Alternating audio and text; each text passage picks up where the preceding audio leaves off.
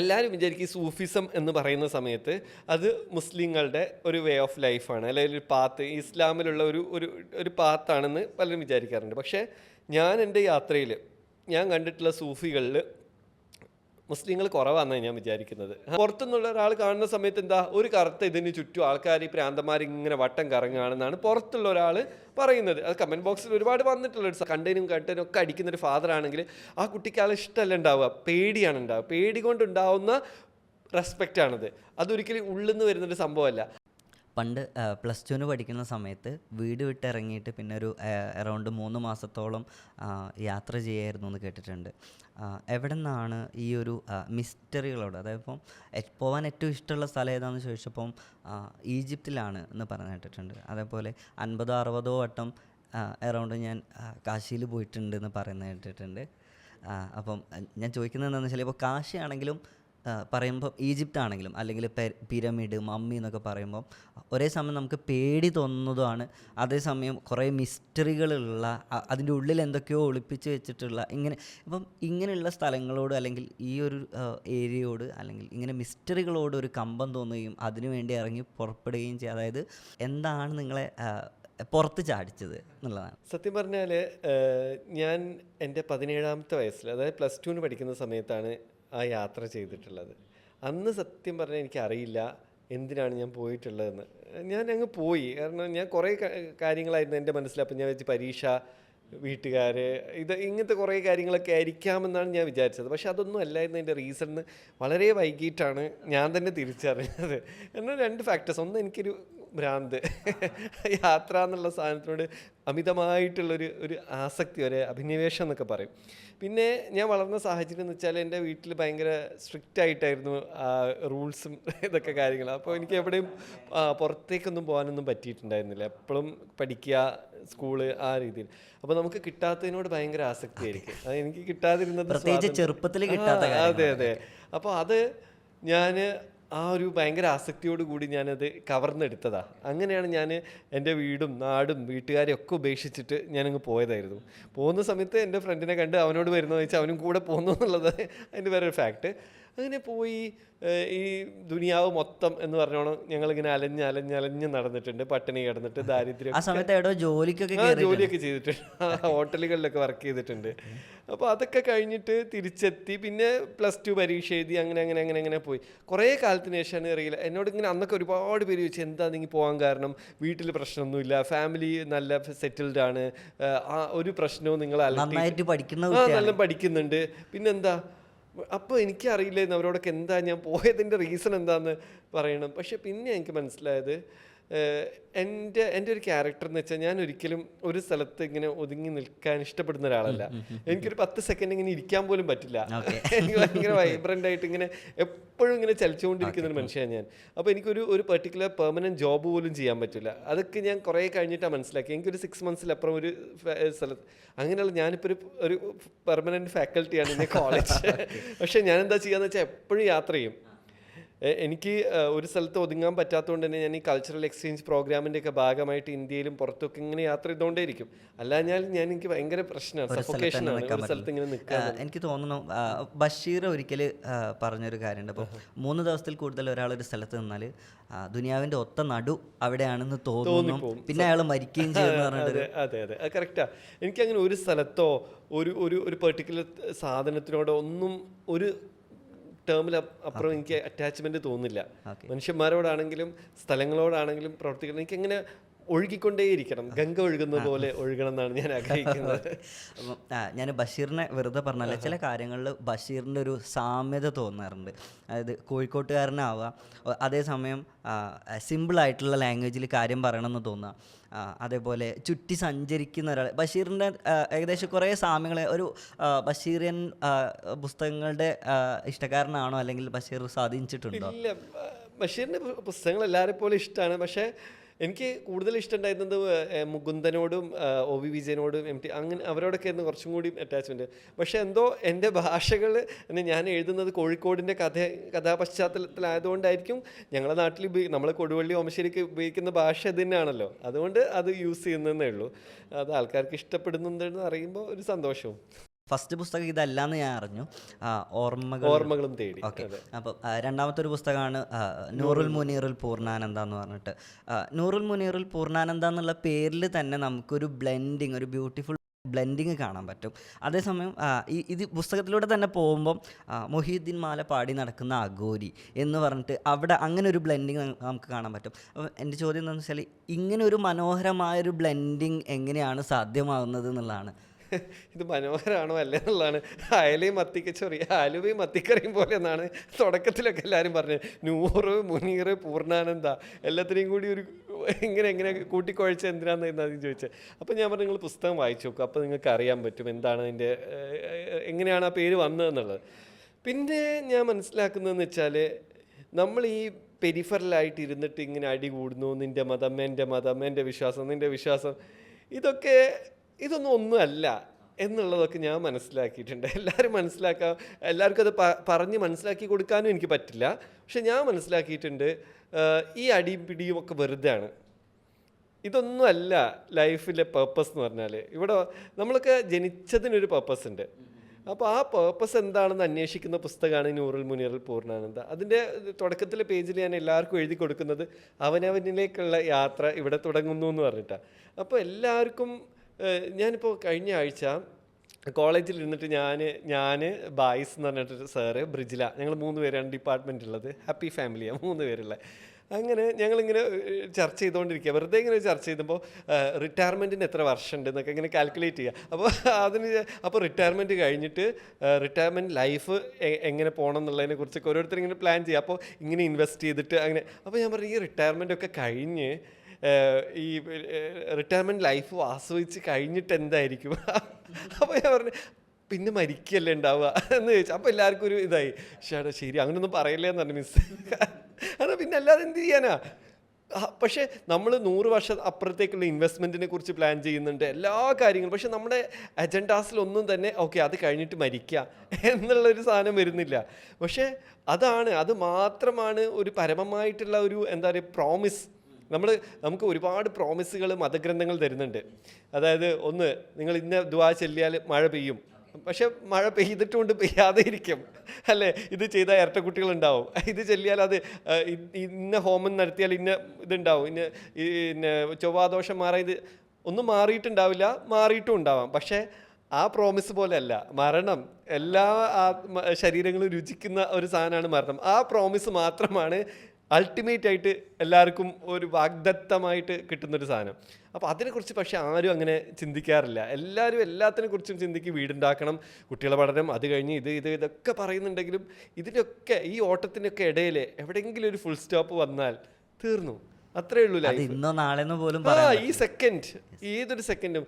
അപ്പം മരിക്കാൻ എന്താ പറയുക, സന്തോഷത്തോടു കൂടി മരിക്കാൻ കാത്തിരിക്കുന്ന ഒരു മനുഷ്യൻ, അയാളുടെ ലൈഫായിരിക്കും ഏറ്റവും സക്സസ്ഫുൾ എന്നാണ് ഞാൻ വിചാരിക്കുന്നത്. വെച്ചാൽ ഇന്ന് ഈ നിമിഷം മരിച്ചാലും എനിക്കൊരു പ്രശ്നമില്ല, ഞാൻ ആ പരമമായിട്ടുള്ള ആനന്ദത്തിലേക്ക് ലയിച്ച് ചേരും എന്നുള്ളൊരു ആത്മസംതൃപ്തി. അല്ലാതെ ഇത്രയും ബാങ്ക് ബാലൻസ് ഉണ്ട്, എൻ്റെ മക്കളെ നല്ലോണം ഇതായിക്കോളും, അതൊന്നല്ല ഞാൻ ഉദ്ദേശിക്കുന്നത്.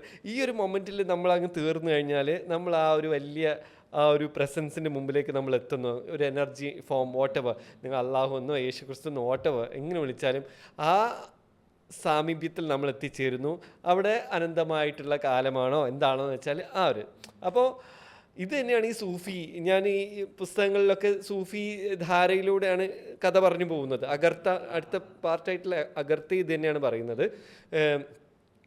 മുനീറിൻ്റെ കഥ ഞാൻ വെൽ എക്സ്പ്ലെയിൻഡ് ആണ് പൂർണ്ണാനന്ദയിൽ. എനിക്ക് തോന്നുന്നു പിന്നെ അതിൽ ഒരു ചെറിയ വിമർശനം വന്നിട്ടുണ്ടായിരുന്നത്, അതിനു മാത്രം കാശിന് ഇപ്പം ഇങ്ങനെ പറഞ്ഞിട്ട് കാശിയിൽ പോവുകയാണെങ്കിൽ നിങ്ങൾ ഈ ബുക്ക് വായിക്കണം എന്നുള്ള രൂപത്തിലൊരു ഇന്റർപ്രിട്ടേഷൻ ഉണ്ടായിരുന്നു. അപ്പോൾ ആരോ പറഞ്ഞു കേട്ടോ, അതിനു മാത്രം കാശിനെ കുറിച്ച് പറയുന്നില്ല, കുറച്ചാണ് പറയുന്നത് എന്ന് പറഞ്ഞു. അപ്പോൾ ഈ കാശിക്ക് ഇത്രയും ആരാധകരുണ്ടെന്ന് എനിക്കറിയില്ല എഴുതുന്ന സമയത്ത്. അതുകൊണ്ടാണ് അഗർത്ത 2ാം ഭാഗം വന്നത്. അതിൽ നൂറുദ്ദീൻ്റെ ലൈഫും പൂർണ്ണാനന്ദയുടെ ലൈഫ് ഞാൻ എക്സ്പ്ലെയിൻ ചെയ്തിട്ടുള്ളത്. നൂറുദ്ദീൻ്റെ ലൈഫ് ഈസ് എൻറ്റയർലി പിന്നെ സൂഫി ധാരയിലൂടെയാണ്. അപ്പോൾ എല്ലാവരും വിചാരിക്കും സൂഫിസം എന്ന് പറയുന്ന സമയത്ത് അത് മുസ്ലിങ്ങളുടെ ഒരു വേ ഓഫ് ലൈഫാണ്, അല്ലെങ്കിൽ ഒരു പാത്ത്, ഇസ്ലാമിലുള്ള ഒരു പാത്താണെന്ന് പലരും വിചാരിക്കാറുണ്ട്. പക്ഷേ ഞാൻ എൻ്റെ യാത്രയിൽ ഞാൻ കണ്ടിട്ടുള്ള സൂഫികളിൽ മുസ്ലിങ്ങൾ കുറവാണെന്നാണ് ഞാൻ വിചാരിക്കുന്നത്. ഞാൻ കണ്ടിട്ടുള്ള ജൈന സന്യാസിമാർ, പിന്നെ ബുദ്ധ സന്യാസിമാർ, അവരൊക്കെ സൂഫികളാണ്. സൂഫിസം ഒരിക്കലും ഒരു റിലീജിയസ് ബൗണ്ടായിട്ടുള്ള തിങ്ങായിട്ട് എനിക്ക് തോന്നിയിട്ടേ ഇല്ല. അത് എങ്ങനെയാണ് ദൈവത്തെ പ്രണയിക്കുന്നത് ഒരു ഒരു മതവുമായിട്ട് കണക്ട് ചെയ്യാൻ പറ്റുക? അപ്പം ഇതിലെന്ന് വെച്ചാൽ എക്സ്ട്രീമിസ്റ്റുകളായിട്ടുള്ള മുസ്ലിങ്ങൾ പറയുന്നത് ഈ ദിസ് ഇസ് നോട്ട് ഇസ്ലാം എന്ന് പറയും. അതല്ല, ഞാനിപ്പോൾ ഏതൊരു അജ്മീറിലെ ഉറൂസിൻ്റെ വീഡിയോ ഇട്ടാൽ പറയും ഇത് ഷിർക്കാണ്, ഇതൊന്നും ഇസ്ലാമിൻ്റെ ഭാഗമല്ല, ഇതൊന്നും മക്കളെ ഇതാരും കണ്ട് ഇസ്ലാമിനെ വിലയിരുത്തരുതേ എന്ന് പറഞ്ഞിട്ട് ആൾക്കാരുടെ നീണ്ട കമൻസ് ഉണ്ടാവും. പക്ഷെ ഞാൻ പറയുന്നത് അങ്ങനെയല്ല.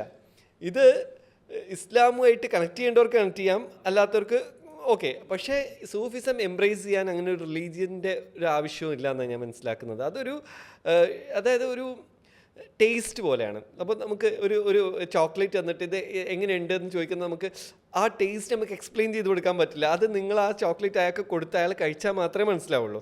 അപ്പോൾ ഞാൻ ഈ ചോക്ലേറ്റിൻ്റെ ടേസ്റ്റ് അറിയാത്ത ഒരാളാണ്. മീൻസ് ഞാൻ സൂഫിസത്തിലേക്കൊന്നും പോയിട്ടില്ല.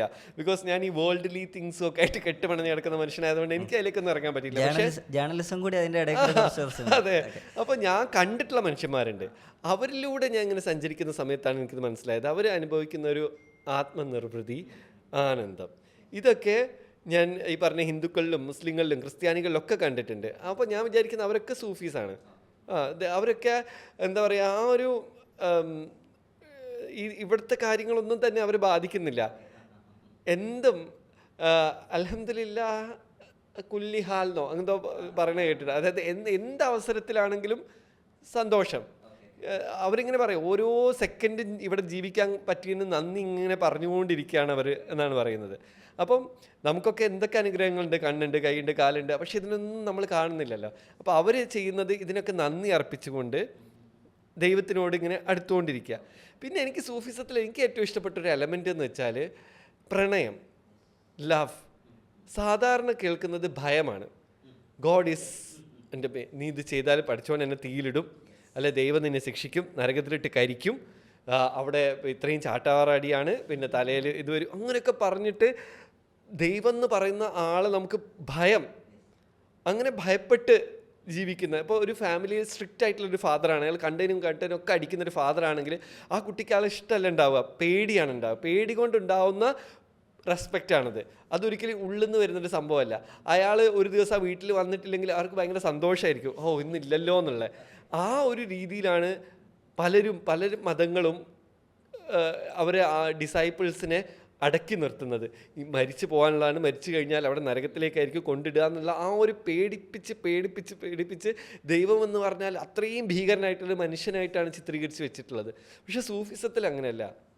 അതിൽ ഈ കൃഷ്ണനെ പ്രണയിക്കുന്നത് പോലെ, ഹിന്ദു ഇതിൽ കൃഷ്ണനോടുള്ള പ്രണയമാണ് അവിടെ പറയുന്നത്. അതുപോലെ പ്രണയിക്കുന്ന ഗോപികമാരായിട്ട് കൃഷ്ണനെ പ്രണയിക്കുന്നത് പോലെ ഇവിടെയും അങ്ങനൊരു പ്രണയം, പടച്ചവനെ അള്ളാഹുവിനെ പ്രണയിക്കുകയാണ്.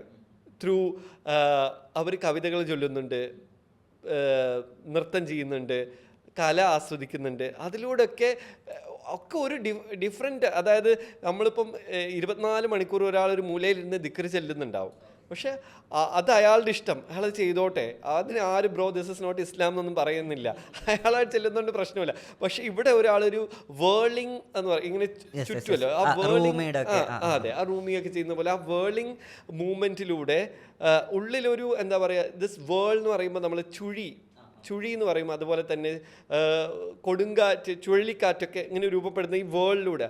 അപ്പോൾ ആത്മാവിൻ്റെ ഉള്ളിൽ ഒരു ചുഴലിക്കാറ്റ് രൂപീകരിച്ചിട്ട് അങ്ങനെ ആ ഒരു എന്താ പറയുക എലമെൻസിനൊക്കെ ഉള്ളിലുള്ള എല്ലാത്തിനെയും ഇങ്ങനെ കറക്കിയെടുത്ത് നമ്മളെന്താ പറയുക ആ ഒരു സെൻസിൽ നിന്ന് നമുക്ക് മുകളിലേക്ക് പറക്കാൻ പറ്റുമെന്നാണ് പറയുന്നത്. അപ്പോൾ നമ്മൾ മറ്റുള്ള എല്ലാം മറന്നിട്ട് നമ്മൾ ആ ഒരു എറ്റേണൽ പീസിലേക്ക് ഇങ്ങനെ ലയിച്ചുകൊണ്ട് ചെയ്യുന്നൊരു ഡാൻസ്, അല്ലാതെ അവിടെ സൂഫി ഡാൻസ് ഉണ്ട് കാണാൻ പോവാന്ന് പറഞ്ഞ് പോകുന്ന ആ ഡാൻസ് അല്ല ഉദ്ദേശിച്ചത്. അത് എന്താ പറയുക, ഇപ്പോൾ കഥകളി കാണാൻ പോവാന്നൊക്കെ പറയുന്ന പോലത്തെ ഒരു പെർഫോമിങ് ആർട്ട് മാത്രമായിട്ടാണ് നമ്മൾ കാണുന്നത്. പക്ഷേ റിയൽ സൂഫി ഡാൻസ് എന്ന് പറയുമ്പോൾ അവർ ഡാൻസ് ആയിട്ടൊന്നല്ല ചെയ്യുന്നത്, അവരിങ്ങനെ മൂവ് ചെയ്ത് and they are entering into that trance എന്നൊക്കെ പറയുന്ന ആ ഒരു മൂഡിലേക്ക് ഇങ്ങനെ കയറുകയാണ്.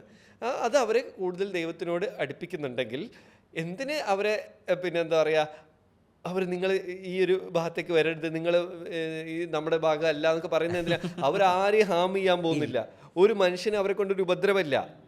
അവർ വളരെ പീസ്ഫുള്ളായിട്ട് ജീവിച്ചു പോകുന്ന അവരുടെ ലോകത്ത് ഇങ്ങനെ അവരുടെ ലോകത്ത് ജീവിക്കുന്നു. അതിനെന്തിനാ ഈ മനുഷ്യന്മാർ കടന്നിട്ട് ബ്രോ ഇതൊന്നും ഷിർക്കാണ്, ഇതൊന്നും പാടില്ല എന്നൊക്കെ പറയുന്നത് എന്തിനാണ്? അവർ ചെയ്യുന്നെങ്കിൽ അവർ ചെയ്തോട്ടെ. ഇത് പറഞ്ഞ് എനിക്ക് മതിയായി. 24 മണിക്കൂർ ഞാൻ ഇത് തന്നെയാണ് പറയുന്നത്. ഇപ്പോൾ ഹിന്ദുക്കളുടെ ഒരു ആചാരം കാണിക്കുമ്പോഴേക്കും പറയും, ഓ ഇതൊക്കെ എന്ത് പിന്നെ വിവരമില്ലാത്ത അന്ധഭക്തന്മാരെന്നൊക്കെ പറഞ്ഞിട്ട്. അപ്പോൾ അതേ സാധനം തന്നെ നമ്മൾ ഇവിടുന്ന് ഹജ്ജ് ചെയ്യാനും വിമാനത്തിൽ കയറി പോകുന്നുണ്ട്. അപ്പോൾ പുറത്തുനിന്നുള്ള ഒരാൾ, ഇപ്പം ഞാൻ പറയുമ്പോഴേക്കും എൻ്റെ കമൻറ്റ് ബോക്സ് മൊത്തം തെറിയായിരിക്കും, എന്നാലും ഞാൻ പറയട്ടെ.